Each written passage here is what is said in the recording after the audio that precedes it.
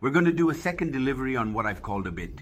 The summary of the history of the ministry, Source of Light in Peru, and in general because the Fuente de Luz mission was organized in 1952 in the small town of Madison, Georgia. And the promoters, the ones who made this a reality, were Reverend Pastor Charles Gilmore and also Pastor Stigwell.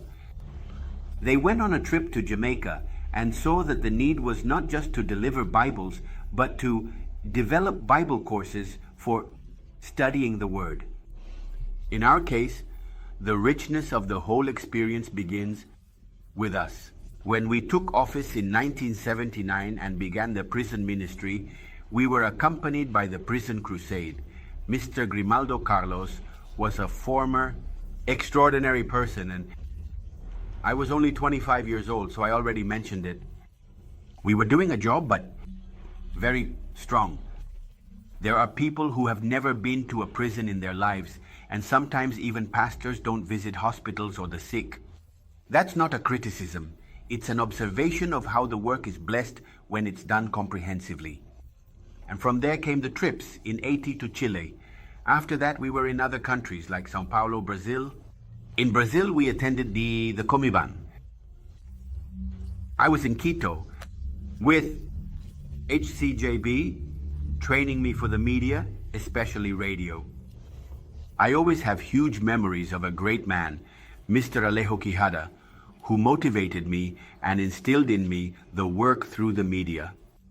In 1985, we were doing television with our good brother and friend Ruben Bonilla, Unleashed, and other experiences that are unmatched. The thing is that faith missions have to raise their own support. And there are people who think that just receiving a salary or some money means filling out forms.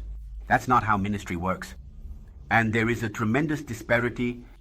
There are countries that receive almost nothing, and there are others that receive more because of their historical experience. In our case, Peru for the year 2020. I had a fund that we had helped a lot to raise that up, and that will be touched on later. Here, we basically take a look back at the 1980s because it was fabulous. It was an experience of distributing healthy, sound, fundamental biblical material.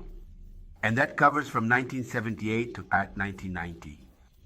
In 90, things change for various reasons, but it also enriches the ministry. I started